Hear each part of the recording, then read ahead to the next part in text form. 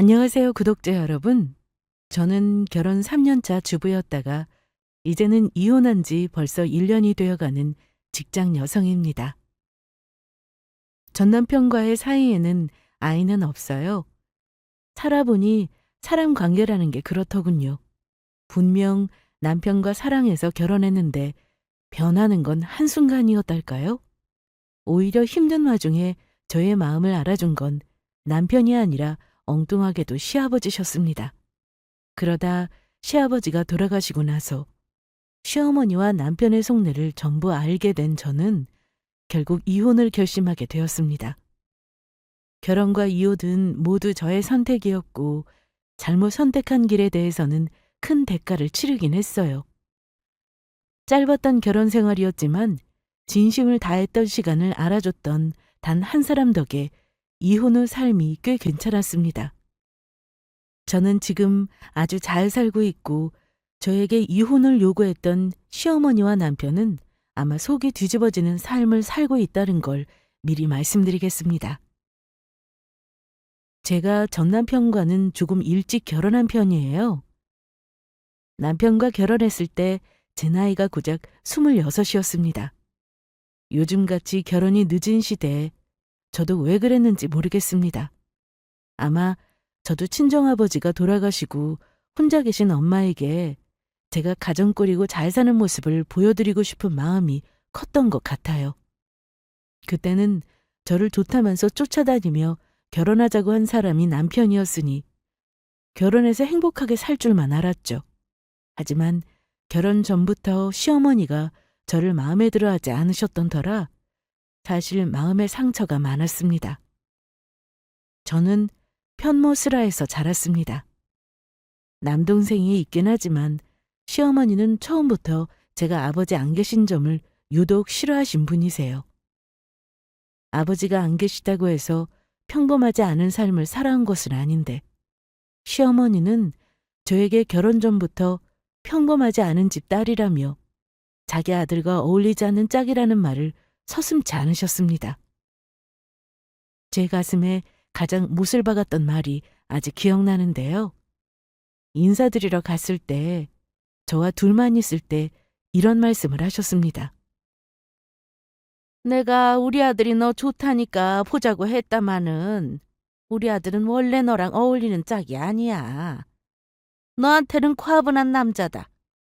갑자기 저리 결혼을 서둘러서 내가 며느리감을 이렇게 급하게 봐야 하는지 모르겠다만 우리 남편이 죽을 병 걸렸다고 며느리 허투루 드릴 생각은 없어. 내 말 무슨 말인지 알아듣지? 저더러 아들에게서 떨어지라는 말인지 아니면 과분한 남편감이니 시집와서 잘하라는 말인지 도무지 알아들을 수가 없었던 저는 어머니께 조심스레 물었었죠. 그럼 어머니, 제가 어쩌면 되나요? 어머니가 오빠 급하게 결혼시키는 게 싫으신 거면 좀 더 오빠랑 교제하다가 나중에 결혼해도 상관없는데요. 아유, 답답하다. 알아서 네가 떨어져 나간다면야 좋겠지만 저 녀석이 저리 고집을 부리니. 암튼 너는 아직 어린데다 네 친정아빠가 안 계셔서 우리 아들은 장인어른 사랑은 못 받을 테니까 네가 시집 오면 우리 집 며느리로서 다시 태어난다는 마음으로 살아야 할 거야. 알겠니? 요즘 젊은 또래 여자들이 듣는다면 아마 그 자리를 박차고 일어나 당신 아들과 헤어지겠다고 할 소리 아닌가요? 하지만 그때 저는 그럴 만한 배짱을 부리지 못했습니다. 저를 마음에 들어하지 않는 어머니에게 속상하면서도 인정받겠다는 욕구가 더 컸달까요? 우리 시어머니 입장에서는 남편은 외아들이었고 시아버지께서 암 투병 중이셔서 결혼은 서둘러 진행되었습니다. 시댁에서는 손주를 빨리 보고 싶어 하셨고 저도 그런 기대 속에서 결혼에 동의했습니다. 하지만 결혼 생활은 제가 생각했던 것과 달랐습니다. 시어머니는 저를 사람으로 대하지 않았고 남편마저도 그런 시어머니를 지지하며 제 편에 서지 않았습니다. 남편은 외아들이었어요. 그러니 집안에서 얼마나 귀하게 자란 자식이겠습니까? 부모에게 자식은 다 귀한 법이지만 어머니는 하나뿐인 아들에 대한 기대와 욕심이 많으신 분이셨어요. 아들이 대단한 사람이면 그럴 수 있겠다 하겠지만 그렇지도 않았어요. 저는 지금까지도 정년이 보장되는 직장에 다니고 있는 반면 남편은 그렇지 못했어요. 결혼 초반까지만 해도 멀쩡한 회사에 다니다가 사업병에 걸리더니 경제적 자유를 실천하겠다고 그만두고 나와서 사업을 시작했습니다. 시댁이 나름 넉넉한 집안이라 세상 험하고 돈 벌기 어렵다는 걸 아마 몰랐던 것 같아요. 결혼 후 월급 따박따박 나오는 마누라가 있으니 믿을 구석이 있다고 생각했을 테고요. 제가 친정은 가장 형편이 그리 넉넉지 않지만 결혼을 서두르는 쪽은 제가 아니라 남편이었습니다. 결혼 전에 남편이 아버지 암투병 사실을 얘기하면서 결혼을 빨리 하고 손주도 안겨드리고 싶다고 했어요. 제가 아빠가 안 계신 데다 화목한 가정에 대한 로망이 있다 보니 결혼을 빨리 해서 가정을 꾸리고픈 마음은 늘 있었어요. 그러니 남편의 필요와 저의 바람이 아마 그 시기에 맞아떨어진 것 같았습니다. 사랑과 결혼은 타이밍이란 말이 맞는 건가 봅니다. 어찌 보면 저는 결혼할 수 있는 여건이 아니었거든요. 남편의 설득으로 결혼을 결심하게 된 그날 남편이 저에게 말하더라고요. 아버지가 아파서 빨리 결혼하고 싶다고 말입니다. 우리 아버지가 사실 얼마 전에 대장암 선고를 받으셨어. 게다가 폐랑 간으로 전이까지 돼서 몸이 많이 안 좋으셔. 어머니도 나도 한동안 정신이 없더라. 암? 어머, 어떡해. 퇴직까지 하셨다며. 이제 제2의 인생 사셔야 하는데 암이라니. 오빠가 마음이 많이 안 좋겠다. 느닷없이 들은 암 소식에 저도 놀라긴 마찬가지였는데요. 그때 결혼하자는 말을 했는데 그게 청혼이었습니다. 그래서 나 빨리 결혼하고 싶어. 아버지가 수술하시고 나서 기운 차리자마자 하신 말씀이 나 결혼부터 하라고 하시더라.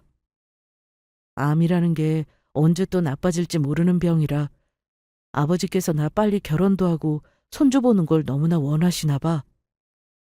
시간이 많지 않으실지도 몰라. 서연이 네가 준비가 안 된 건 알지만 결혼만 일단 하면 어떻게든 되지 않겠어? 양가 인사드리고 결혼 빨리 하자. 아버지가 하루라도 빨리 너 데려와서 인사시키래. 우리 부모님께 너 칭찬 많이 해놨다. 아마 너 보시면 좋아하실 거야. 저는 순간 머릿속이 복잡해졌습니다. 늘 결혼을 꿈꿔왔지만 저도 어린 나이이기도 했고 아직 모은 돈이 많지 않아서 현실적인 문제를 생각하지 않을 수 없었거든요. 게다가 사귀는 동안 시어머니가 보통뿐이 아니라는 얘기를 남편을 통해 계속 들었던 터라 내심 시어머니가 저를 싫어하시면 어쩌나 걱정되는 마음이 있기도 했습니다. 근데 오빠네 어머님이 나 마음에 안 들어 하시면 어쩌지? 오빠 외동이라 어머니가 며느리 엄청 따지실 것 같은데. 나에 대해 말씀을 드린 거지? 그냥 있는 그대로 솔직히 말씀드려줘. 그게 사실 처음부터 어머니가 너 마음에 안 들어 하실 수도 있어. 그래도 자식 이기는 부모 없다는 말 알지? 내가 결혼하겠다고 하면 어머니가 어쩌시겠어. 내가 뭐 그리 잘난 놈도 아닌데 엄마도 결국은 네가 얼마나 괜찮은 며느리감인지 알게 될 거야. 내가 한 가지만 부탁할게. 혹시 어머니가 너한테 차갑게 굴어도 조금만 참고 어머니께 잘해줘. 해줄 수 있지? 나를 싫어해도 뭐 얼마나 싫어하시겠나 싶었던 저는 그때 남편 말에 알겠다고 하고 나도 열심히 노력하겠다고 좋기만 했습니다. 준비 안 된 저지만 결혼이란 걸 해서 따뜻한 가정을 꾸리고 싶었어요. 정말 세상 물정 모르고 그냥 결혼이라는 환상에 젖어 있던 어린 저였죠. 하지만 결혼은 늘 과정이 어려운 법. 시작부터 만만치 않은 것이 바로 시어머니의 존재였습니다. 시어머니는 저를 며느리감으로 마음에 들어하지 않으셨어요. 나이 어린 거 하나 말고 볼 거 없다고 대놓고 말씀하셨던 분입니다. 결혼하기 전 남편과 함께 시댁에 인사드리러 갔을 때 시어머니는 저를 보고 냉랭한 표정으로 이렇게 말했습니다. 그래, 얼굴은 젊어서 봐줄만 하네. 하지만 그거 하나 말고는 뭐 별로 볼 게 없구만. 부모님이 뭐 하신다고? 듣자니까 아빠가 돌아가셨다고 들었어? 네, 아빠는 저 어릴 때 돌아가셨고 엄마가 동네에서 작은 반찬 가게를 하세요. 원래는 분식집을 하시다가 힘드셔서 반찬 가게로 변경해서 개업하신 지는 딱 2년 됐고요. 지금은 제법 장사가 잘 되고 있어요. 누가 너희 엄마 가게 장사 잘 되는지 물어봤어? 아우, 결혼은 급하게 시키는 법이 아닌데. 전양반이 저렇게 서두르니 안 시킬 수도 없고 나만 마음이 지옥이구나. 봐줄 거라고는 나이 어린 거랑 그나마 직장 든든한 거 하나뿐이구나. 내가 너 같은 며느리 보자고 우리 아들을 키운 게 아닌데. 아유, 속상해서 원. 시어머니가 저를 별로 마음에 들어하지 않는다는 사실을 안 그 순간 마음이 철렁 내려앉았습니다. 시어머니의 차가운 시선 속에서 저를 향한 반감이 분명하게 느껴졌고 그때부터 저는 시어머니 앞에서 주눅이 들 수밖에 없었는데요. 그 분위기를 깬 건 다름 아닌 시아버지셨습니다. 어머니의 차가운 반응에 마음이 무거웠던 그 순간 시아버지께서 미소를 지으며 말씀하셨습니다. 우리 아들이 서연이 네 칭찬을 참 많이 했는데 실제로 보니 그럴만하다 싶네. 내가 듣자하니 너 참 성실하더구나. 어려운 환경에서도 학교도 열심히 다니고 직장도 잘 다녔다면서? 참 대단하구나. 얼마나 기특한지. 난 서연이 네가 우리 아들보다 나이는 어려도 훨씬 대단한 사람 같구나. 나는 며느리감으로 더할 나위 없이 좋구먼. 이 사람 하는 말은 아들 뺏겨서 하는 질투라고 생각하고 마음에 담지 말어. 좋게 봐주셔서 감사합니다, 아버님. 제가 기어들어가는 목소리로 대답을 했지만 아버지는 그 뒤로 시어머니가 못된 말을 하시면 듣는 족족 제 편을 들어주셨습니다. 시아버지의 따뜻한 말에 저는 조금이나마 위안을 느꼈습니다. 그때는 그나마 남편도 제 편이긴 했어요. 하지만 시어머니는 곧바로 불만 섞인 목소리로 말씀하셨습니다. 뭐 당연한 걸 가지고 당신은 마음에 든다 소리를 해요. 그런 걸로 우리 하나뿐인 아들한테 걸맞은 며느리감이 되는 건 아니지. 나는 아직 모르겠네. 나이 어린 거 하나 빼고는 영 마음에 차는 구석이 없어. 시어머니는 여전히 제게 마음을 열지 않으셨고 둘만 있을 때는 노골적으로 싫다는 표현을 하시긴 했지만 아버지가 많이 아프시고 결혼시키려는 의지가 강한 걸 잘 아셔서인지 결혼 안 시키겠다는 말씀까지는 하지 않으셨어요. 시아버지는 저를 며느리로 받아들이려 하셨지만 시어머니는 여전히 제게 마음을 열지 않으셨습니다. 시아버지를 처음 뵈었을 때 이미 병색이 완연하셨습니다. 그럼에도 불구하고 시아버지는 저를 며느리로 따뜻하게 맞아주셨습니다. 제가 어려운 환경에서 학업과 직장 생활을 성실히 해온 이야기를 들으시고 진심으로 기특하게 여겨주셨죠.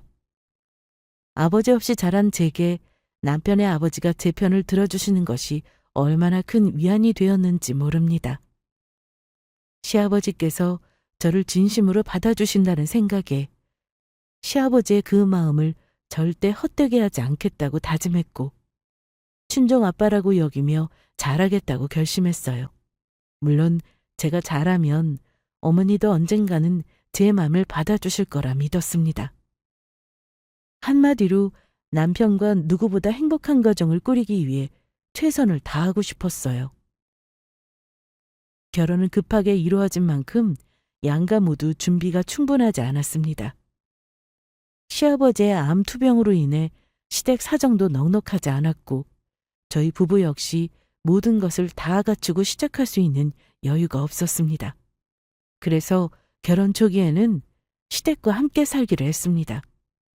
쉽지 않은 결정이긴 했지만 그때는 왜 시댁과 같이 산다는 게 거부감이 없었는지 저도 참 신기할 따름입니다. 시어머니는 처음에 분가 얘기를 하실 때 이렇게 말씀하셨습니다. 일단 우리 집에서 함께 지내다가 아이를 낳으면 분가해 줄게. 그때 가서 따로 살면 되지 않겠니? 그 말에 저는 조금 불안한 마음도 있었지만 시아버지의 건강이 걱정되어 일단 합가를 받아들였습니다. 시어머니와의 생활이 쉽지 않을 것 같다는 예감이 들었지만 그때는 시아버지의 상태와 우리 상황을 생각해서 최선의 선택이라 믿고 결혼 생활을 시작하게 되었습니다. 하지만 결혼 생활 초반 저는 시어머니의 합가를 권유한 말 속에 다른 의도가 있었음을 알게 되었습니다. 시어머니는 며느리인 저에게 아버지 병간호를 떠넘기고 싶어 하셨던 겁니다.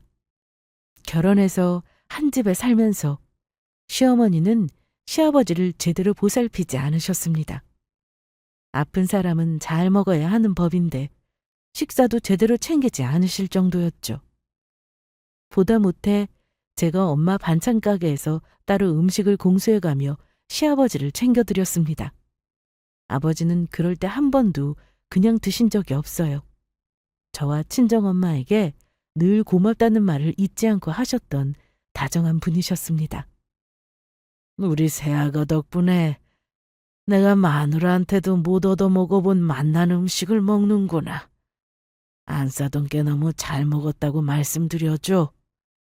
신경 써줘서 정말 고맙다. 너도 바쁠 텐데.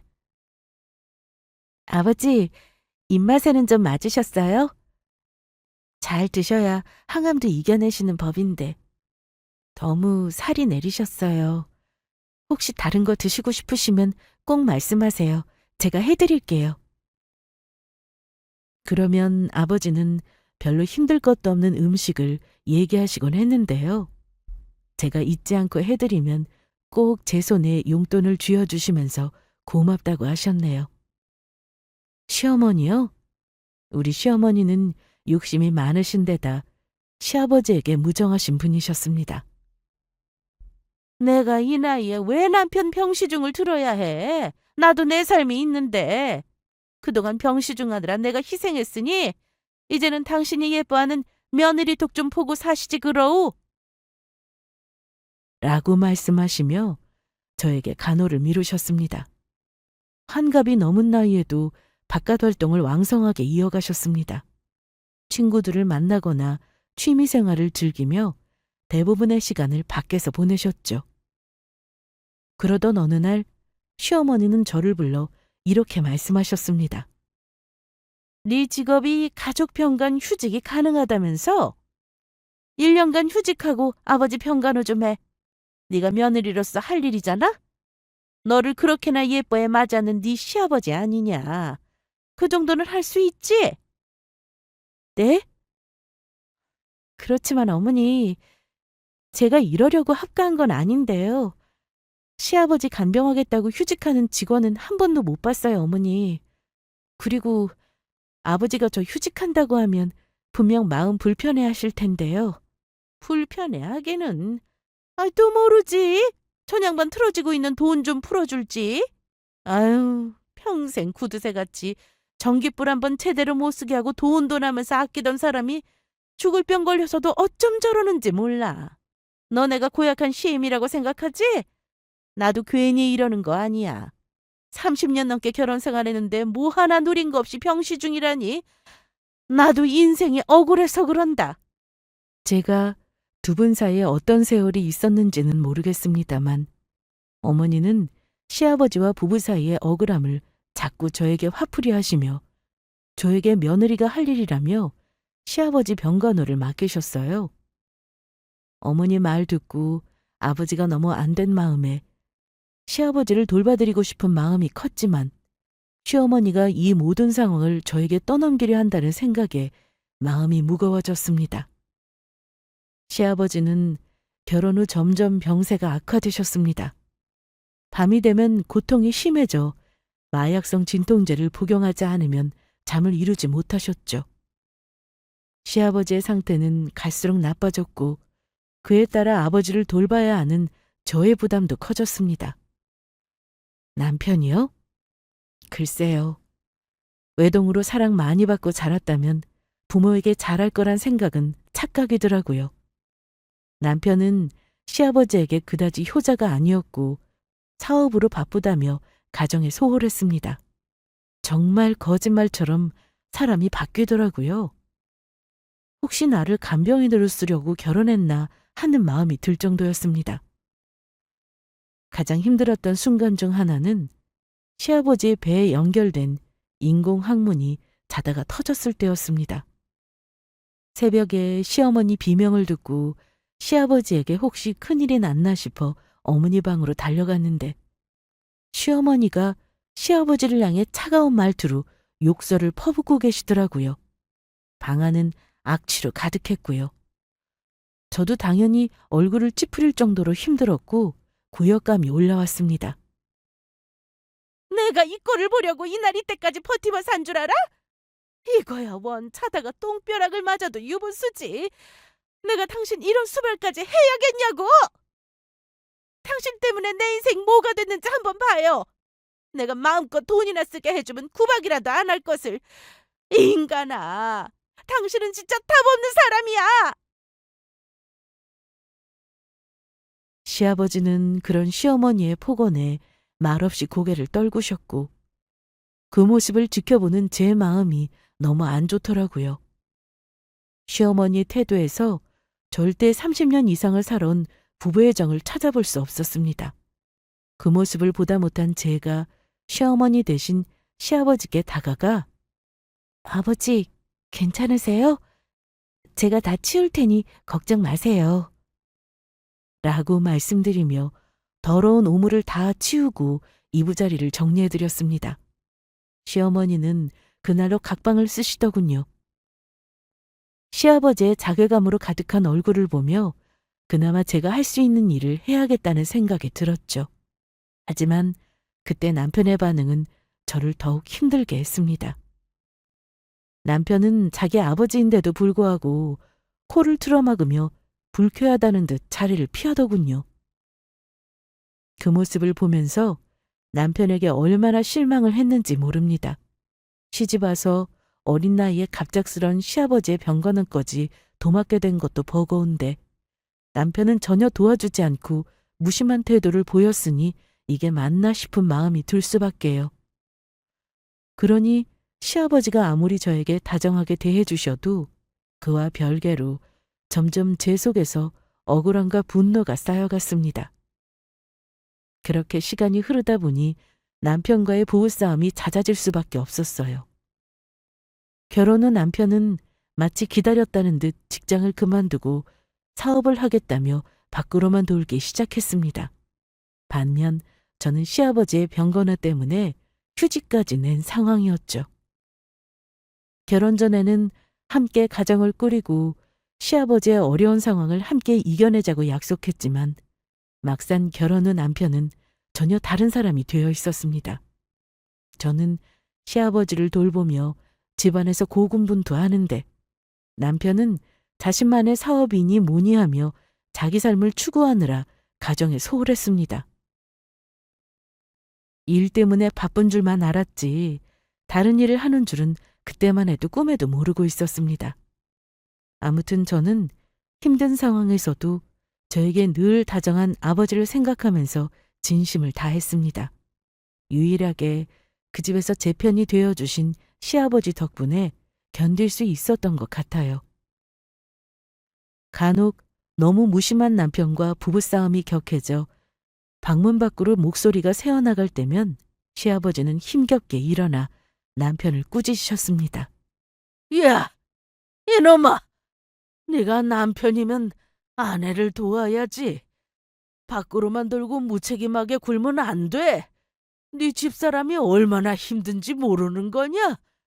아버지는 뭘 모르면 그냥 가만히 계세요. 왜 부부싸움에 끼어들고 그러세요? 어린 사람 데려와서 분가도 안 하고 시집에 살게 했으면 이놈아 떠받들고 살지는 못할 망정 내가 보는 앞에서 그렇게 부려먹어도 되는 거냐? 나한테는 돈 달라 소리나 하고 이놈아! 아이고 알았으니 그만하세요 아버지. 이러다 넘어가실라. 부부싸움할 때 며느리 편이 돼주신 것도 감사했지만 시아버지의 말씀은 언제나 저를 위로해 주셨고 남편의 무심한 태도에 지칠 때마다 큰 힘이 되었습니다. 시아버지의 그 따뜻한 마음이 있었기에 저는 그 집에서 버틸 수 있었던 것 같아요. 시아버지가 아니었다면 저는 아마 훨씬 더 일찍 지쳐버렸을 겁니다. 시아버지께서는 아프신 몸에도 불구하고 늘 저에게 미안하다는 말씀을 하셨습니다. 그럴 때마다 저는 몸둘 바를 모르겠더라고요. 아무리 내가 우리 아빠라 생각한다지만 힘든 순간이 분명 있었고 저도 사람이라서 남편과 싸우기도 했으니까요. 그래서 제가 오히려 죄송했죠. 미안하다. 내가 이러자고 며느리 일찍 보자고 한 게 아닌데 정말 미안하구나. 조만간 너도 내 걱정은 말고 직장에 복직하도록 해. 너도 네 생활을 해야지. 내가 살면 얼마나 살겠니? 내 걱정은 말어. 요즘은 약으로 통증 조절도 잘 돼서 내가 견딜만 하구나. 제가 적당한 때에 복직할 테니 너무 걱정 마세요, 아버지. 저 만약에 아이 가지면 육아휴직으로 돌려도 되는걸요. 지금은 아버지 건강만 신경 쓸 때잖아요. 말도 참 예쁘게 하는구나. 우리 아들이 저런 놈이 아니었는데 대체 왜 그러는지 내가 너한테 미안하고 얼굴 본 면목이 없어. 그 말씀을 들을 때마다 저를 딸처럼 아끼시는 마음이 저에게 큰 위로가 되었달까요? 물론 저는 제 선에서 최선을 다해 시아버지를 돌보았습니다. 시아버지의 병간호를 하면서 보낸 시간은 단순히 힘든 것만은 아니었습니다. 아버지는 절대 며느리에게 부담을 주려 하지 않으셨습니다. 아프셔도 혼자서 할 수 있는 일은 스스로 하시려 애쓰셨고 제가 도움을 주지 않아도 되면 스스로 일 처리를 하시면서 자존심을 지키셨죠. 아버지는 아프셔도 제 앞에서 인상 한번 쓴 적이 없으셨어요. 매일 아침 저는 아버지랑 함께 산책을 나가곤 했는데요. 그 시간 동안 시아버지는 많은 지혜로운 말씀을 해주셨습니다.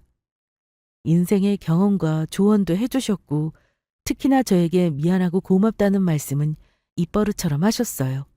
종종 제 통장에 월급보다 많은 액수의 돈을 넣어주시면서 아빠가 주는 용돈이라고 생각하고 쓰라고 하실 때도 있었습니다. 제가 안 받으면 아버지 마음이 불편하실 것 같아서 그때마다 감사히 쓰겠다고 하고 받아놓았어요. 하지만 시부모님과 같이 살면서 생각대로 아이 갖는 일이 쉽지 않았어요. 남편이 이상하게 늘 밖으로 돌기도 했고 저도 날이 갈수록 힘들어하시는 아버지 챙기느라 여력이 없었습니다. 시아버지께서는 여전히 손주를 원하시며 기다리고 계셨지만 마음대로 되지 않으니 어쩌겠습니까? 직장 복귀한 뒤 시아버지의 상태는 점점 더 악화되었습니다.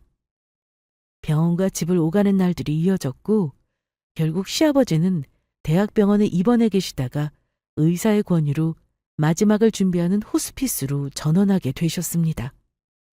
그런데 시아버지가 힘든 시간을 겪는 그 순간에도 시어머니의 행동은 참으로 냉정했습니다. 시아버지의 병세가 심각해지자 시어머니는 병원에 있는 동안에도 도장이 있는 서류를 찾아보시고는 보험 증서를 챙기셨습니다. 대놓고 아버지에게 재산 문제를 미리 정리해 놓으라며 악을 쓰기도 하셨는데요. 시아버지는 살고 있는 집이 본인 명의 건물이었고 남편 말로는 자기도 아버지 재산이 얼마인지 모른다며 돌아가셔 봐야 정확히 알 거라는 말을 할 정도였는데 아버지는 어쩐지 가족들에게도 본인 재산을 미리 정리하겠다는 말씀을 안 하셨습니다. 아픈 분에게 어찌 저럴 수가 있나 싶게 시어머니는 참 냉정하시더라고요. 게다가 남편은 아버지의 병원 생활이 길어지면서 초반에 반짝 잘하는 척 하더니 나중에는 뭐가 그리 바쁜지 외박도 잦았고 시어머니와 무슨 작당을 하는지 두 사람이 저를 불러앉혀놓고 황당한 요구를 하기도 했습니다. 저기, 여보, 우리 아버지 말이야. 혹시 재산 문제 어찌 정리하셨는지 들은 거 없어? 아니, 우리도 대비를 해야 하는데 아버지는 알아서 해놨다는 말씀만 하시잖아. 당신은 아버지가 철석같이 믿으니까 아버지 정신 멀쩡하실 때 슬쩍 좀 물어봐. 자식이 나 하나인데 뭘 제대로 알려주시지도 않고 이러다가 돌아가시면 어쩌라는 건지. 그건 며느리인 내가 물어볼 말은 아니지. 당신이랑 어머님이 직접 물어봐.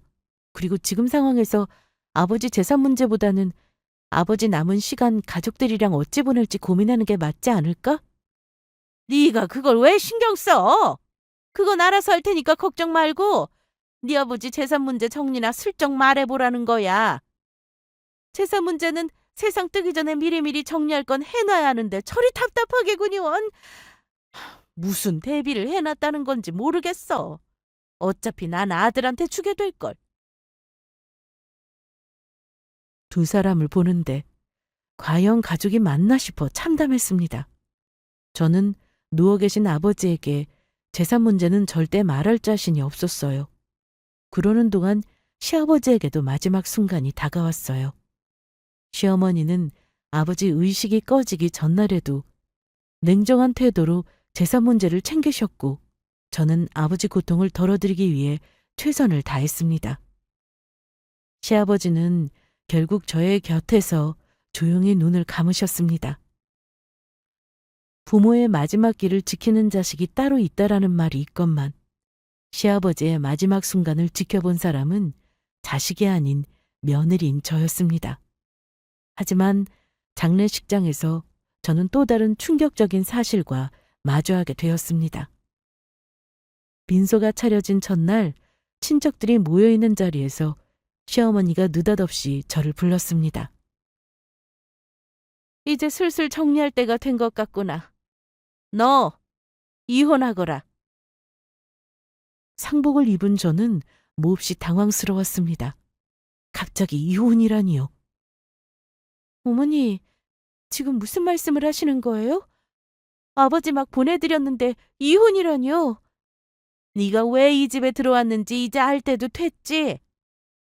너한테 말 안 했지만 우리는 너와 오래 갈 생각이 없었어. 이제 아버지도 돌아가셨으니 더 이상 너랑 엮일 이유가 없구나. 그게 무슨 말씀이세요? 그동안 저를 속이신 건가요? 속이다니. 나는 네 결혼 찬성한 적 없어. 네가 좋다고 결혼한 거잖니. 결혼한 뒤로 네가 무슨 생각을 했는지 모르겠지만 우리는 너를 우리 집 며느리로 생각한 적 없었어. 그냥 시아버지 간병할 사람이 필요했을 뿐이야. 이제 그 역할도 끝났으니 네 자리도 끝난 거지. 남편의 태도는 더 기가 막혔습니다. 어머니 말씀대로야. 이혼 절차는 우리가 다 알아서 할 테니 너는 그냥 도장만 찍으면 돼. 대신 그동안 당신 애쓴 거 보답은 해줄 테니 억울하진 않을 거야. 그러면서 그간 제가 시아버지를 간병하며 애쓴 만큼 보답하겠다며 위자료를 두둑히 챙겨주겠다고 했습니다. 그저 돈으로 모든 것을 해결하려는 남편의 태도에 참을 수 없는 분함이 치밀어 올랐죠. 그래서 저 역시 차가운 목소리로 말했습니다. 좋아요. 하루도 빼먹지 말고 돈 계산 정확히 해서 주세요. 저를 간병인처럼 생각하셨다면 나도 똑같이 받아들여야겠네요. 근데 똑똑히 알아두세요. 사람 눈에서 피눈물 나게 한 인간들 치고 잘 사는 사람들 없다는 걸요.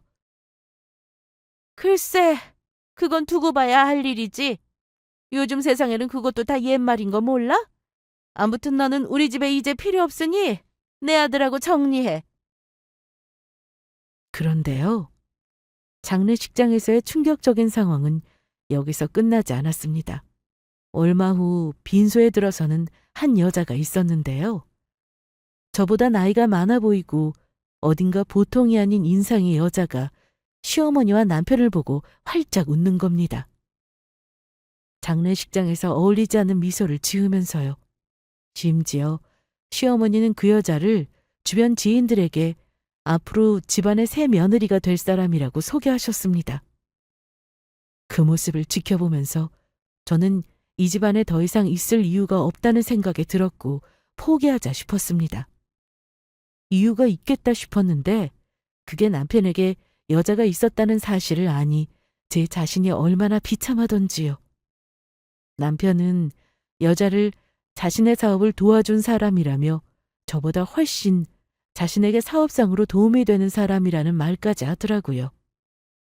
상간녀는 너무나 뻔뻔했습니다. 저에 대해 이미 잘 알고 있는 걸로 보였고 본인이 안주인 행세를 하더라고요. 그 꼴을 보는 제 마음이 혹시 어떨지 짐작이 가실까요? 그냥 확 그 자리에서 그년 머리채도 뜯고 저도 죽고 싶은 심정이었습니다. 남편이 사업을 하는데 시아버지가 사업 자금을 안 도와주신 대신 그 여자가 도움을 줬다고 하길래 결국 돈이었구나 싶었고 나 쫓아내려는 사람들과 굳이 힘겨루게 하지 말자 마음을 다잡게 되더라고요. 이혼 서류에 도장을 찍자마자 통장에 몇천만 원이 입금되는 것을 보고 있자니 얼마나 허무했는지 말로 다 할 수 없었습니다. 그동안의 결혼 생활, 시아버지를 위해 헌신했던 시간들, 그리고 제가 결혼 생활하면서 느꼈던 모든 감정들이 그 순간 고작 몇 장의 돈으로 치부되는 것이 억울하고 분했습니다. 그래서 마지막 발악하듯 저는 남편 상간녀에게 소송을 걸었어요. 그게 제 상황에서 할 수 있는 최선의 복수였습니다. 그마저 안 한다면 그동안의 시간이 너무 억울했어요. 상간녀는 항소도 하지 않고 제가 요구한 대로 위자료를 입금하더군요. 물론 자기 돈이 아닌 전 남편의 돈이었을 겁니다. 받고 나서도 뭔가 속이 안 풀리는 느낌이 들어 얼마나 속을 끓이고 힘들었는지. 저처럼 바보 같은 이혼을 한 사람이 과연 대한민국에 있을지 모르겠네요. 그 집에서 제 짐 싸가지고 나오면서 이래서 결혼할 때 혼수도 필요 없다고 한 건가. 내가 그동안 속은 거였구나 하고 알겠더라고요. 이혼 후 시간은 더 빠르게 흘렀습니다. 저요? 친정엄마 가슴에 못 박고 차마 슬퍼하는 모습까지 보이기 싫어 정말 씩씩하게 견뎠어요. 시간이 약이라는 말이 있듯 지나면 이 분한 마음도 사그라들겠지 하고 매일같이 버텼습니다. 그런데 이혼하고 얼마 지나지 않아 뜻밖의 연락을 받았습니다. 변호사라는 사람이 저를 만나고 싶다는 말이었는데요. 이혼과 상간소송이 다 끝난 마당에 왜 나를 변호사가 보자고 하나 싶었는데 뜬금없이 저에게 글쎄 상속받을 재산이 있다는 말을 하는 겁니다. 이게 무슨 말인가 싶어 얼떨떨한 마음으로 변호사를 만났습니다. 그리고 변호사는 믿기지 않는 사실을 전해주었어요. 돌아가신 시아버님께서 며느님에게 재산의 절반을 남기셨습니다. 상속 문제로 서류가 필요해서요. 혹시 시아버지가 재산을 남기실 거란 사실을 아예 모르셨나요? 네? 재산이라니요? 돌아가신 아버지께서요? 당연히 몰랐죠. 근데 저는 지금 이미 이혼까지 했는데요. 저한테 상속 권한이 있을까요? 이미 그 집안과는 인연이 끝나서요. 그러자 변호사는 상속 문제는 이혼과는 전혀 상관이 없다며 저에게 제가 받을 재산에 대해 설명해 주었어요. 제가 평생 월급으로는 모으지 못할 몇억 원대의 현금 자산과 수도권에 위치한 5억 원대의 아파트까지 이혼할 때 받은 위자료와는 비교도 안 되는 액수의 돈이었기에 저는 너무 놀라 어안이 벙벙했습니다. 시아버지는 제가 얼마나 힘들었는지, 그리고 그 집안에서 어떤 위치에 있었는지를 모두 알고 계셨던 것 같았습니다.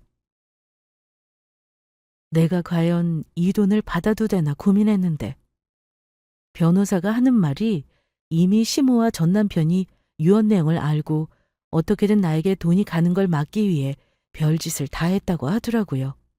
아마 저에게도 곧 상속 절차 진행이 되면 연락이 올 거라고 하네요. 그리고 이미 저에게 가는 재산 외에 재산 절반은 전 남편과 시모에게 상속이 되었다고 하는 겁니다. 아니나 다를까 저에게 상속 재산이 있다는 말을 듣고 난 이후 바로 전 남편과 시모의 연락이 빗발쳤습니다. 그런데 시모와 남편도 상속을 분명 받았다고 들었는데 글쎄 저에게 자기 아버지 재산을 돌려달라고 하더라고요. 아버지 재산은 원래 당신만 아니었다면 내가 물려받았을 몫이었어. 아버지도 우리 이혼할 줄 모르고 너한테 준 게 틀림없어. 그러니까 네가 받은 건 우리에게 돌려줘야 해. 원래 네 돈이 아니다 이 말이야. 우리 아들 말이 맞다. 그 돈은 원래 우리 가족 재산이야.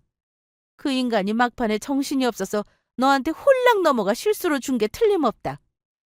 원래 주인에게 돌려줘. 안 그러면 우리도 법대로 해서 너한테 간 재산 다 받아올 테니 괜히 서로 귀찮게 일 만들지 말어.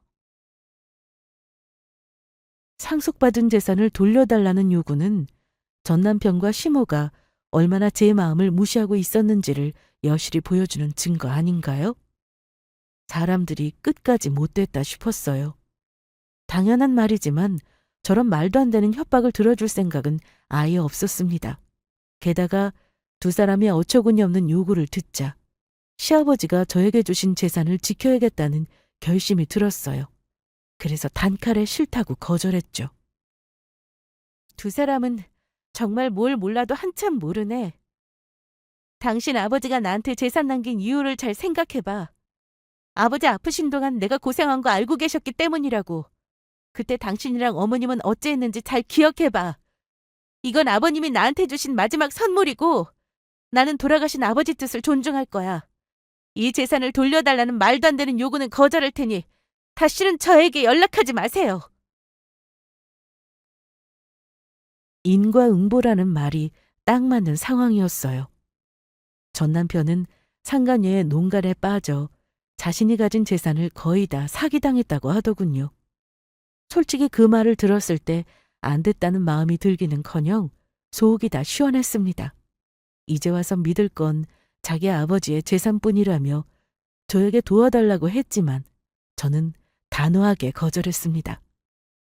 초반에는 저를 협박하고 윽박지르던 그 인간들, 법대로 해도 자기들 몫이 될 방법이 없다는 걸 알고는 그제야 과거 일을 사과하며 사정하더라고요. 제발 이번 한 번만 도와줘.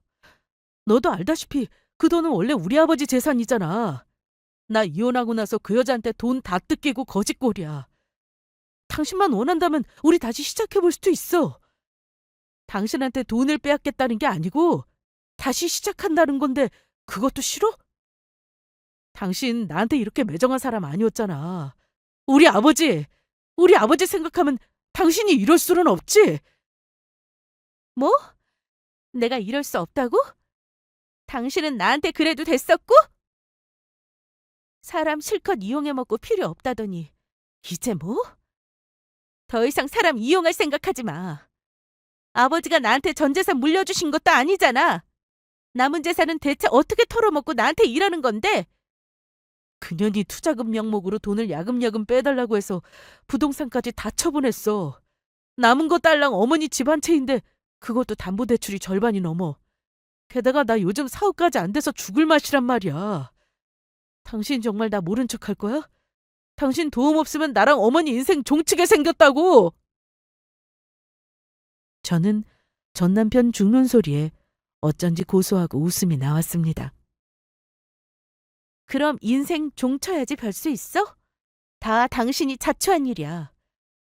나는 당신 말 들으니 속이 다 시원하다. 내가 굳이 벌 안 줘도 하늘이 알고 있네. 미안하지만 돌아가. 아버지가 주신 그 돈은 이제 내 것이거든? 우리 지금 남남인데 내가 반은 재산을 당신한테 줄 이유가 전혀 없지. 아버지가 왜 재산 절반은 나한테 남기셨는데 목 위에 붙은 머리로 한번 잘 생각해봐.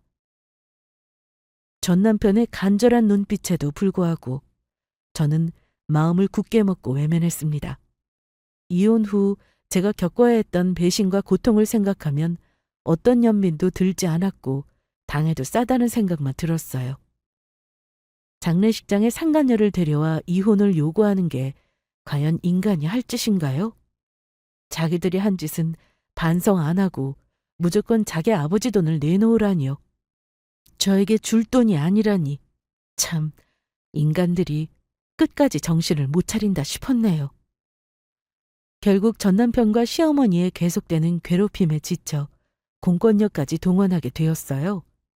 집까지 찾아오는 그 인간들을 신고하고 경찰이 개입하고 나서야 두 사람은 저를 놔두더군요. 지금은 다행히 상황이 많이 나아져서 저도 이렇게 제 사연을 여러분께 전하게 되었네요.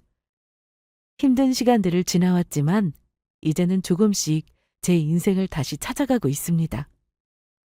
아무리 어렸어도 그렇지 왜 남의 아버지 간병까지 하는 바보 같은 짓을 했냐고 하시면 저는 할 말이 없어요. 저는 주어진 상황에서 최선을 다해야 한다고 늘 생각하며 살았고 그때는 제가 할 일이라고 생각했습니다. 제가 타고난 성격이고 천성이 그래서 외면하지 못한 거니 바보 같다 해도 어쩌겠습니까? 저의 선택의 결과인 거죠.